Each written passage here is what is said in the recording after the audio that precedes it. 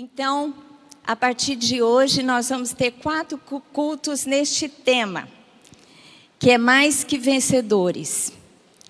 Eu resolvi falar sobre isso porque eu gostaria de terminar o meu ano, por isso eu desejo a mesma coisa para você, com bênçãos e com vitórias dos céus. Nós estamos fechando um ciclo, que é um ano está acabando e um novo vai começar. Amém? Nós temos a oportunidade de avaliar aquilo que já aconteceu nas nossas vidas e ainda o que não aconteceu, mas que nós temos grande expectativa. Você tem alguma coisa que você deseja ainda nesse fim de ciclo? Nesse ano? Tem alguma coisa? Então faça essa campanha comigo. Se você não vier todos os cultos às 9 horas, depois você pode assistir online no YouTube da Yad Church ou no meu canal do YouTube também. Mas vamos clamar a Deus por bênçãos especiais. A gente vai finalizar o ano de 2023 com uma vitória especial, com um cântico de vitória nos nossos lábios. Amém? Você está afim de ter um cântico de vitória? Então eu quero começar orando e gostaria que você se apresentasse para Deus. Agora, antes da palavra ser liberada e de você receber uma direção, eu gostaria que você orasse e pedisse a Deus algo especial neste tempo. Amém? Feche os seus olhos e ore a Deus. Senhor Deus, ouve o clamor do seu povo. Nós estamos diante do Senhor e pedimos que a ação poderosa do Teu Espírito encha o nosso coração e que possamos enxergar ao Senhor. Nós queremos contemplar o Senhor, a Sua glória, o Seu favor e a Sua bênção sobre as nossas vidas. Senhor Deus, nós queremos crer para receber, porque o Senhor é um Deus abençoador e o Senhor quer dar para o seu povo algo especial neste tempo, ainda em 2023. Senhor Deus, que os sonhos se realizem, que as expectativas aconteçam e que o Senhor nos abençoe de forma especial em nome de Jesus. Amém. Glória a Deus. Vamos aplaudir ao Senhor.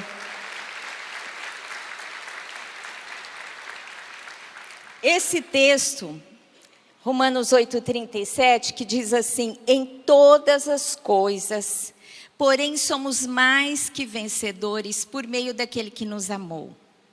Nós somos mais do que vencedores. Aqui no português são 2 palavras, mas no grego, no original, é uma palavra só. Chama upernikao. Uper, de hiper, de grande. Significa ser mais, além do que uma simples vitória.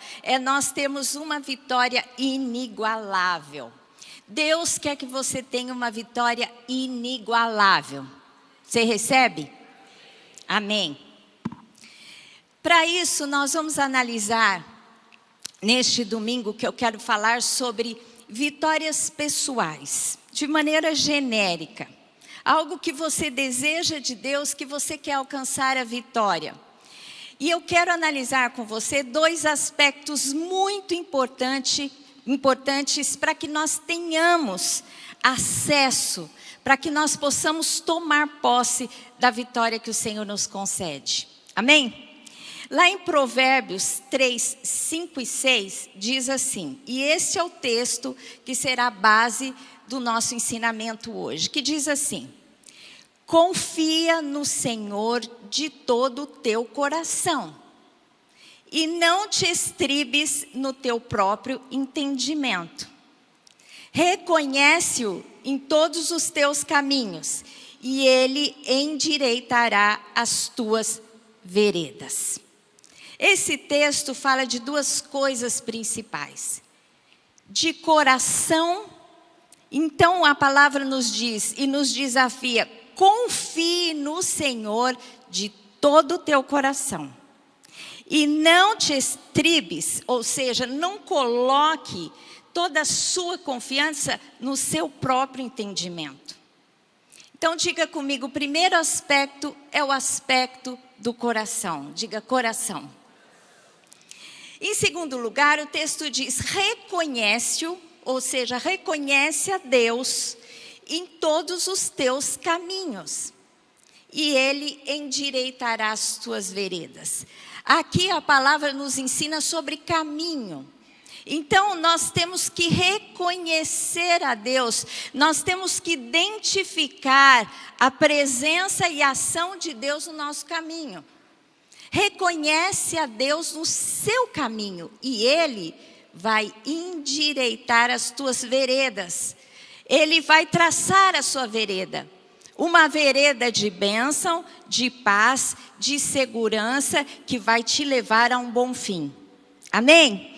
Então, nós vamos falar sobre coração e caminho. Diz caminho.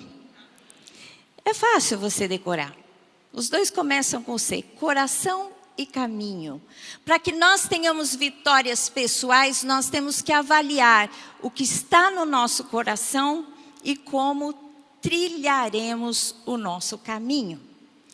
Coração. Em Provérbios 3:5, que é o texto diz: confia no Senhor, né? Confia no Senhor de todo o teu coração. Nós devemos confiar com o coração. E aqui coração não significa sentimentos somente. Mas essa palavra no original, que é no hebraico, significa o seu ser interior. Você tem que crer no Senhor com o seu interior, com a sua mente, com a sua vontade, com o seu coração, com os seus sentimentos, com a sua inteligência. Então, quando fala que você deve confiar no Senhor com o seu coração, não é somente naquilo que você sente, mas é com o seu pensamento, com aquilo que você tem na sua mente, determinando o seu caminho. Confie no Senhor com todo o seu coração. O coração, ele deve ser pleno em Deus. O seu coração tem que ser cheio de Deus. Porque se o seu coração, se a sua mente, se o seu ser interior estiver cheio de Deus, você colocará no Senhor a sua confiança. Não existe outra possibilidade. Aí o Senhor fará segundo a sua vontade, trazendo a sua bênção para você. O texto, em Lucas 12, 33 e 34, Jesus falando, ele diz assim: olha, o nosso coração está onde está o nosso tesouro. Por isso, aonde você tem o seu tesouro? O que é importante para você? O que é mais valioso para você? Aquilo que é o seu tesouro, o seu coração estará lá. É por isso que Deus precisa ser o seu tesouro. O texto lá que Jesus ensina, ele diz assim: vendei os vossos bens e dai esmolas. Fazei para vós outros bolsas que não desgastem. Tesouro inextinguíveis nos céus, onde não chega o ladrão, nem a traça consome. Porque onde está o vosso tesouro, aí está o vosso coração. O que Jesus está dizendo? Ele não está dizendo assim: olha, você não pode ter as coisas que eu tenho dado a você. Ou tudo que você tem, você precisa vender e dar esmola. Dar para quem precisa. Ele não está dizendo isso, ele está dizendo: se o seu tesouro está nas coisas que você possui, você precisa se livrar daquelas coisas, para que você possa colocar o seu coração no verdadeiro lugar, no lugar que é o seu tesouro. Se você tem paixão por aquilo que Deus te dá, pelas coisas materiais, você tem que se livrar daquilo. Porque se aquilo tiver o seu coração, vai ser aquilo que vai ser o seu Senhor. Como eu disse aqui na hora dos dízimos e das ofertas. Confie no Senhor de todo o seu coração. Então, coloque o seu tesouro em Deus. Valorize. Dê o seu tempo. Dê o seu amor, dê a sua afeição, busque a Deus em oração, busque a Deus através da sua palavra, cresça em entendimento, cresça em revelação. Aí você vai estar colocando em Deus o seu tesouro. Confie em Deus de todo o seu coração. Jesus, ele ensinando os seus discípulos, ele vai trazendo muitos conceitos sobre o coração. E uma das coisas que ele fala é o seguinte: o seu coração tem que ser voltado, firme no Senhor. Porque os gentios, aqueles que não conhecem a Deus, eles ficam ansiosos com as suas necessidades. Mas você que conhece a Deus, você tem que colocar as suas ansiedades, as suas necessidades diante do Senhor, porque Ele há de prover as suas necessidades. E você se livrará da ansiedade, dos seus sentimentos, das tribulações, das angústias. Coloque o seu coração em Deus. O texto lá em Lucas 12, 29 e 32 fala sobre isso e diz assim: não andeis, pois, a indagar o que haveis de comer ou beber, e não vos entregueis a inquietações. Quando você confia no Senhor de todo o seu coração, você não se entrega a inquietações. Porque os gentios de todo o mundo é que procuram estas coisas. Mas o vosso Pai celeste, sabe que necessitais delas. Buscai antes de tudo o seu reino, e estas coisas vos serão acrescentadas. Não temais. Olha a palavra de Deus para você hoje e para mim. Não temais, ó pequeno rebanho, porque vosso Pai se agradou em dar-vos o seu reino. Amém? Você pode dizer, pode aplaudir ao Senhor. Você pode dizer isso comigo? Vamos profetizar e declarar essa bênção, esse tesouro que o Senhor derramou para nós. Diz assim: porque o vosso Pai se agradou em dar-vos o reino. Amém? O que é o reino? Reino fala de poder real, realeza, domínio, poder. Deus te deu domínio e poder. O reino de Deus é entregue a mim e a você. Neste mundo, quem é que governa este mundo? Satanás. Mas nós não pertencemos ao reino deste mundo, nós pertencemos ao reino dos céus. E o Senhor se agradou em dar-nos o reino, o poder que vem dos céus, que é maior do que o poder que está aí fora na terra, onde Satanás domina.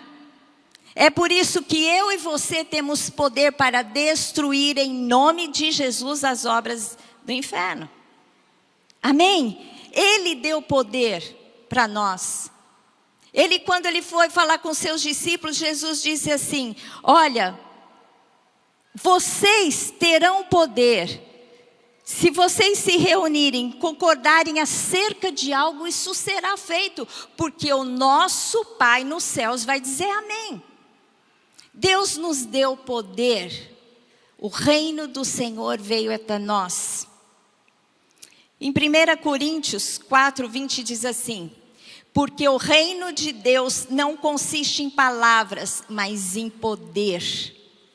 Ou seja, o reino de Deus não é simplesmente algo que a gente vai e fala e a gente ouve, um conto, né, de fadas, ou algo que a gente ouve que não tem consistência. Mas ele não é vazio. Ele é cheio de poder. O reino de Deus consiste em poder. Nós temos poder do nosso Deus.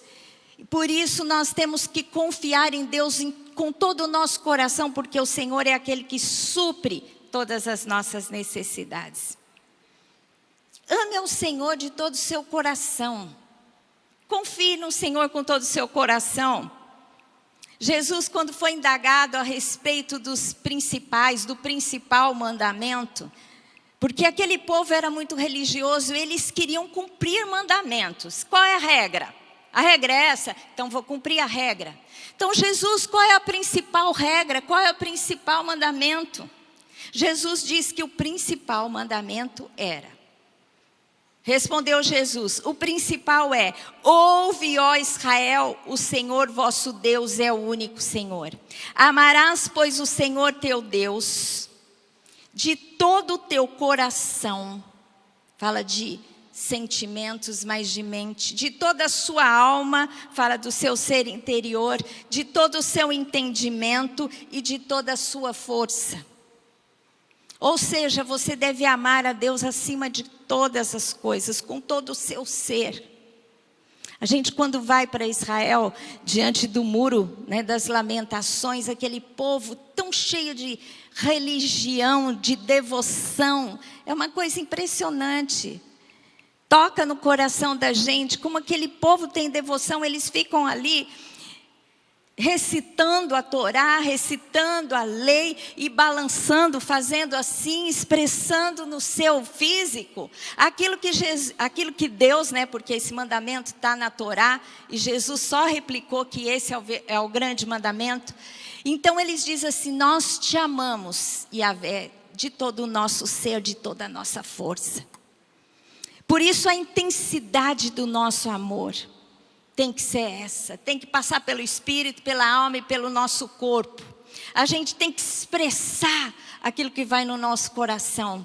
Confie no Senhor de todo o seu coração, confie no Senhor, Ele é aquele que quer o melhor para você, Ele te ama tremendamente, ame ao Senhor de todo o seu coração.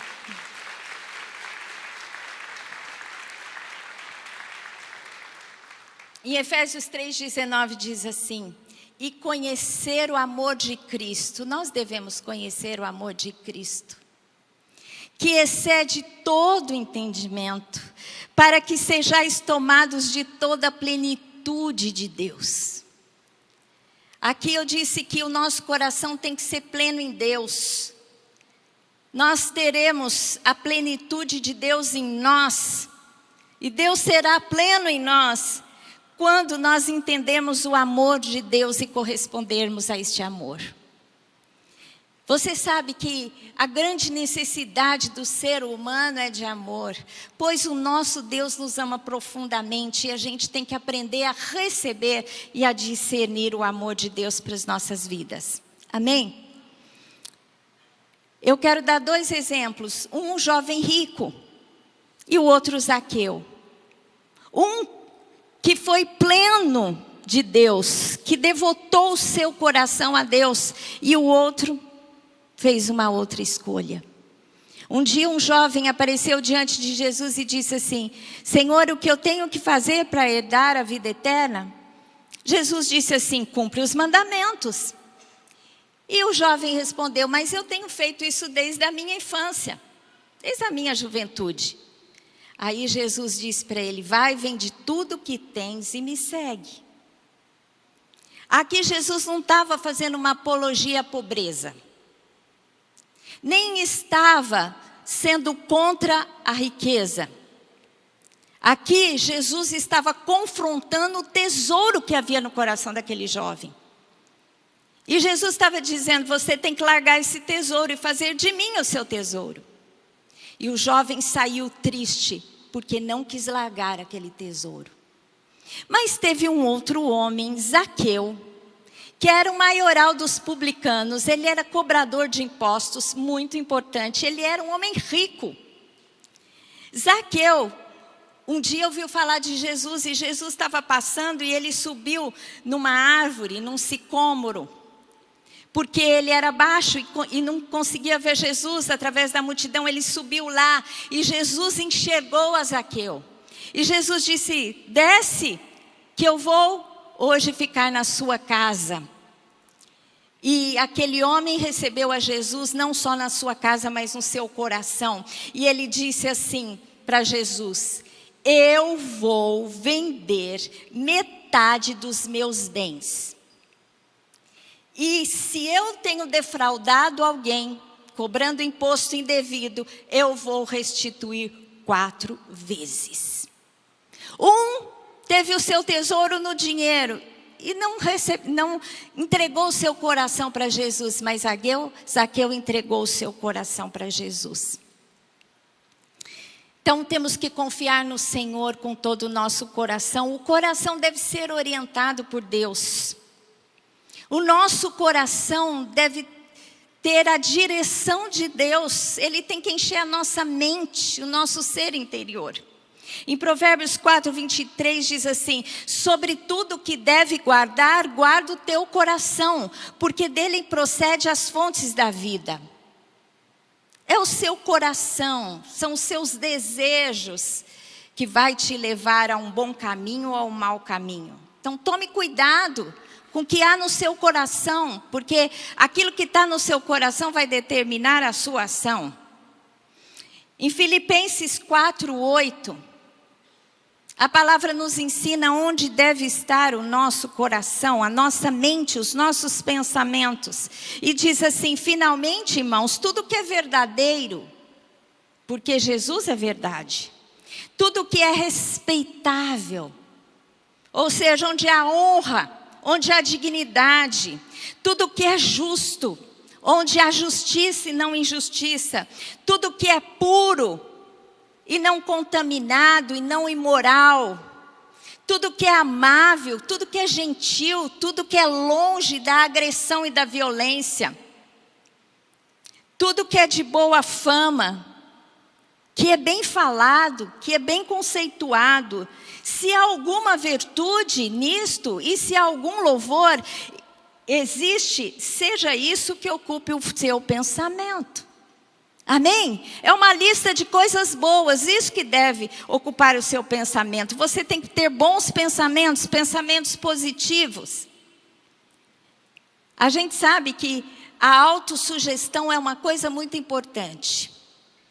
O que é autossugestão? Se você, é o que a Bíblia diz aqui nesse texto. Se você ocupa a sua mente com coisas positivas e boas, né, os seus pensamentos serão bons e os seus pensamentos, a sua consciência será boa e o seu subconsciente será bom também.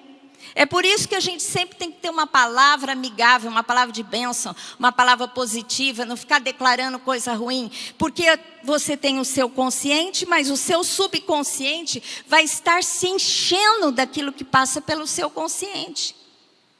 É por isso que a gente tem que encher o consciente de coisas boas. Porque o dia que você reagir segundo o seu subconsciente, você vai reagir de maneira adequada.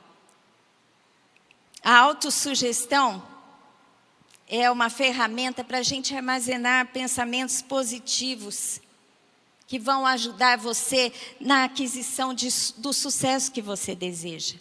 Então encha sua mente de coisa boa. O mundo hoje, Satanás, ele quer te prender nos seus pensamentos. Então você liga o rádio, aquelas músicas cheia de impureza, de lascívia, conceitos errados. E aí sua mente vai sendo cheia. Aí você assiste a televisão com coisas erradas, princípios errados.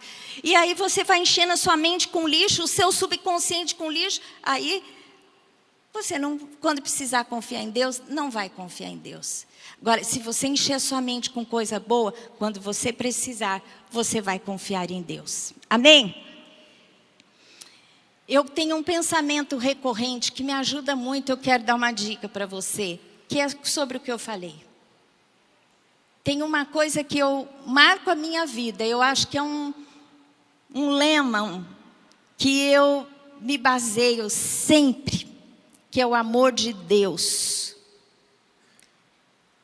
Eu procuro me sentir amada por Deus.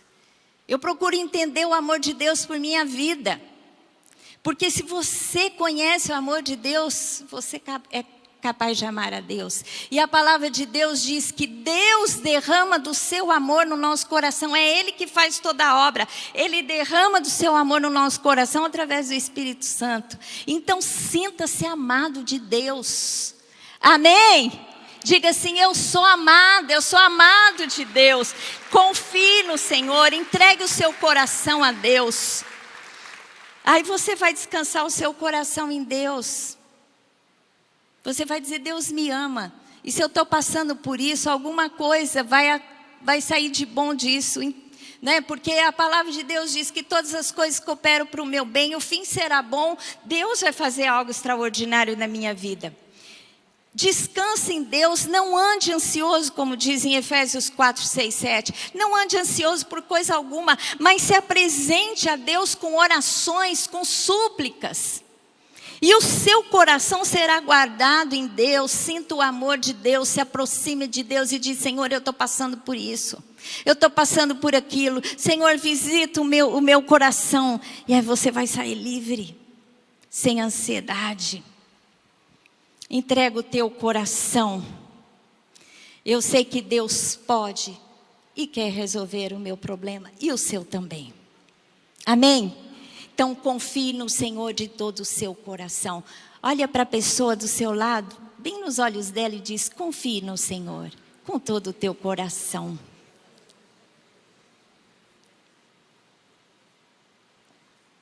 Segundo lugar, fala sobre caminho. Devemos trilhar um caminho com Deus. Confie no Senhor com todo o teu coração. Como diz a palavra. Reconhece-o em todos os seus caminhos. Reconhece a Deus no seu caminho. Onde está Deus no seu dia a dia, no seu levantar, no seu caminhar, nas atividades que você faz, no seu trabalho? Deus está ali. Você tem que reconhecer a Deus no seu caminho. Reconheça a Deus no seu caminho e Ele vai dar o caminho certo que você deve trilhar, o caminho de bênção. Ele está presente no seu caminho, se você o invocar. E eu quero usar aqui o exemplo do povo de Israel. Quando Deus tira o povo de Israel do Egito, Ele vai dando todo o caminho para aquele povo até que eles chegassem à terra prometida. Deus estava dando a direção. Você imagina, Jacó entra no Egito com sua família, 70 pessoas. E quando sai de lá, sai uma nação de 600 homens, sem contar mulheres e crianças. Então, deve ter saído umas 2 milhões de pessoas. Jacó entra com 70 pessoas no Egito e sai com 2 milhões de pessoas. Uma nação inteira sai. Que foi criada ali, que só conhecia a escravidão, aquela geração só conhecia a escravidão. Como eles iam entender o que Deus queria para eles, se eles não reconhecessem o Senhor no seu caminho? Não saberiam nem para onde ir, e assim é conosco também. E nós temos que fazer aquilo que eles fizeram. Deus, Ele guia o seu povo, todo o tempo. Êxodo 13, 17 e 18 diz assim: tendo o faraó deixado ir o povo, Deus não o levou pelo caminho da terra dos filisteus. Posto que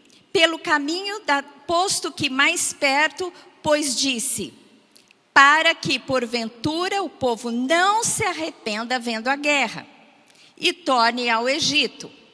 Porém, Deus fez o povo rodear pelo caminho do deserto, perto do Mar Vermelho, e arregimentados subiram os filhos de Israel do Egito.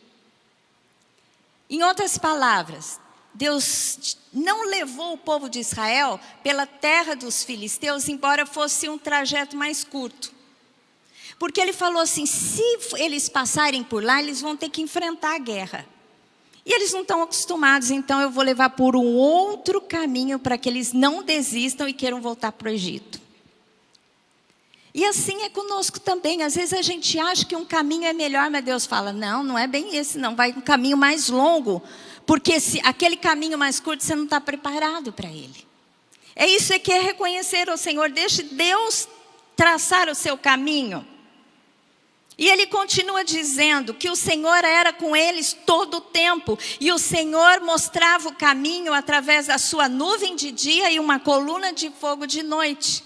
Êxodo 3, 21, 22. O Senhor ia diante deles durante o dia numa coluna de nuvem para os guiar pelo caminho. Durante a noite numa coluna de fogo para os alumiar, a fim de que caminhasse de dia e de noite. Nunca se apartou do povo a coluna de nuvem durante o dia, nem a coluna de fogo durante a noite. Deus era com eles através dessas manifestações sobrenaturais. E continua dizendo lá em Êxodo 40, 36 e 37. Quando a nuvem se levantava sobre o tabernáculo, a nuvem ficava no tabernáculo. Quando a nuvem se levantava do tabernáculo, os filhos de Israel caminhavam avante em todas as suas jornadas. Se a nuvem, porém, não se levantava, não caminhavam até o dia que ela se levantava. Ou seja, meu querido, nós temos que caminhar debaixo da nuvem de proteção de Deus. Não vai dar os seus passos nem ir adiante se a nuvem não se levantar. Muitas vezes a gente vai num caminho errado, se dá mal porque a gente não discerne, não reconhece o Senhor no nosso caminho. A nuvem não andou, então é para você ficar parado. Só ande quando a nuvem levantar e Deus mostrar o caminho. Porque a nuvem, a presença de Deus é o que te protege do mal. Deus é aquele que te livra o mal. Deus coloca os seus anjos ministradores para te guardar de todo o mal. Mas reconhece o Senhor. Aqui, esse povo teve o privilégio de ver claramente, com os olhos abertos, através de uma nuvem, né, que os protegia do sol, de uma nuvem de fogo que alumiava o seu caminho à noite. Mas eu vou dizer uma coisa para vocês. Hoje nós temos uma revelação superior àquele povo.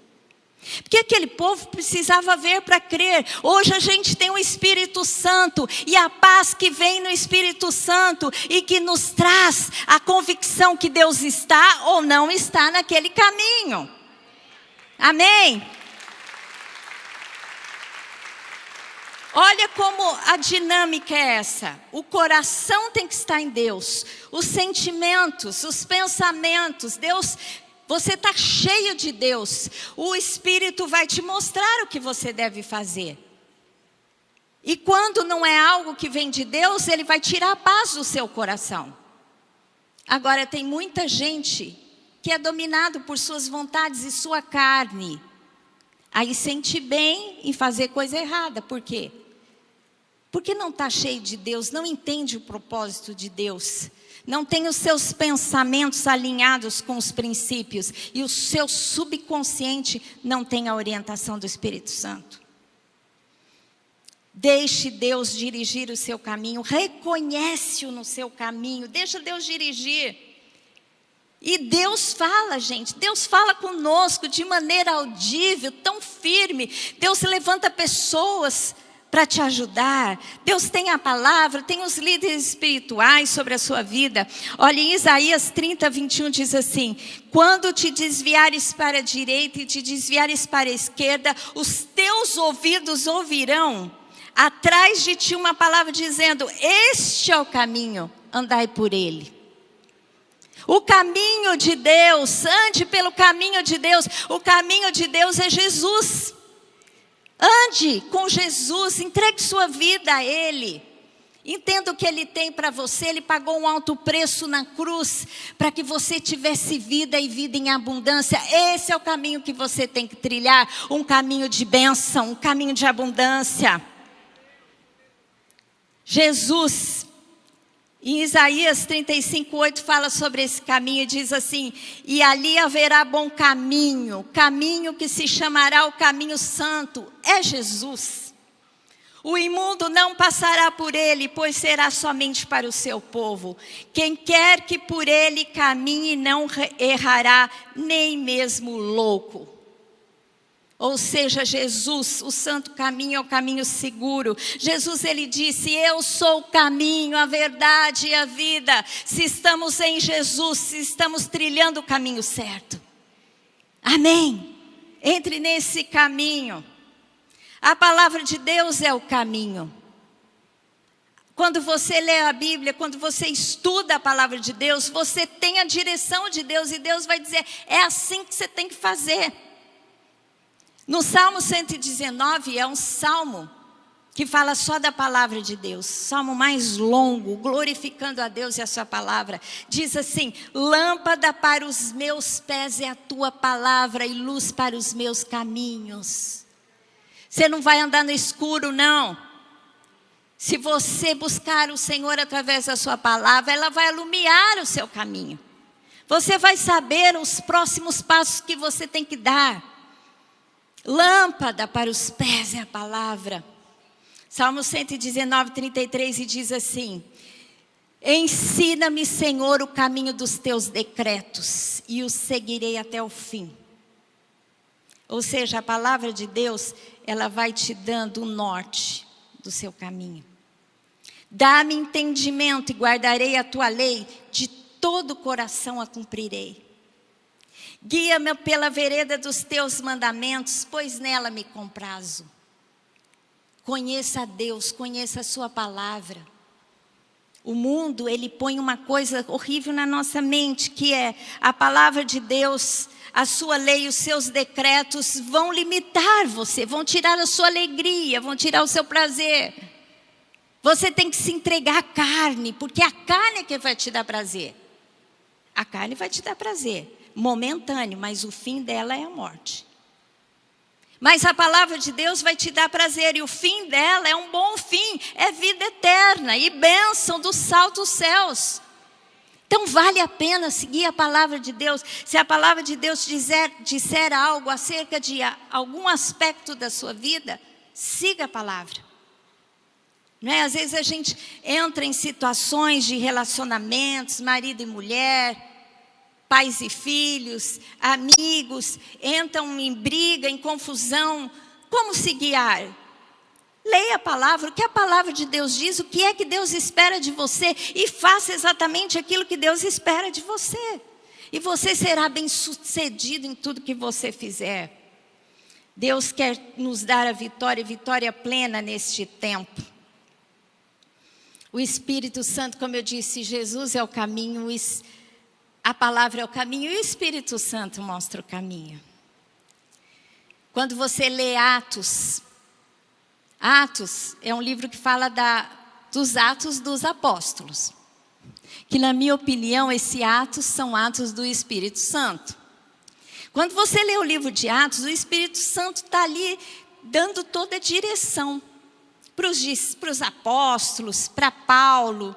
Toda a obra de evangelização é dirigida pelo Espírito Santo. Toda vida, todo passo, toda viagem, o Espírito Santo fala: vai ali, não vai, ali não é o lugar. Paulo é um exemplo disso. Lá em Atos 13, 9 diz assim, Paulo, falando: enviados, pois, pelo Espírito Santo, desceram a Seleucia e dali navegaram para Chipre. Ou seja, Paulo, nas suas viagens, ele sempre era guiado pelo Espírito Santo. O Espírito Santo falava: daqui você vai para o próximo ponto. É aquele, dirigidos pelo Espírito Santo. Mas o Espírito Santo também os impedia quando não era lugar para ir. E lá em Atos 6, 6 a 9 diz assim: e percorrendo a região frígio-gálata, tendo sido impedidos pelo Espírito Santo de pregar a palavra na Ásia, confrontando Mísia, tentavam ir para a Bitínia, mas o Espírito de Jesus não o permitiu. Você pode dizer: mas Paulo ia lá pregar a palavra, totalmente legítimo. Mas o Espírito Santo diz: não é para ir para lá. Não é o lugar, não vai ter frutos. Não é o tempo daquela terra. O Espírito Santo dizia: vai. Ele ia. O Espírito Santo, eles queriam ir, o Espírito Santo fala: não vai. E eles não iam. E tendo contornado Mísia, desceram a Troade. Então eles foram por outro caminho. À noite sobreveio a Paulo uma visão na qual um varão macedônio estava em pé e lhe rogava dizendo: passa a Macedônia e ajuda-nos. Olha que coisa incrível. Ele queria ir para o caminho, o Espírito Santo impediu, mas ele teve uma visão espiritual onde um homem macedônio dizia assim: vem até aqui e ajuda-nos. E ele foi para Macedônia e lá pregou a palavra, porque o Espírito Santo disse: este é o caminho, andai por ele, esta é a porta que eu estou abrindo. É por isso que às vezes a gente fica querendo bater na porta que Deus fecha, né? A palavra de Deus é clara: a porta que Deus fecha, ninguém abre.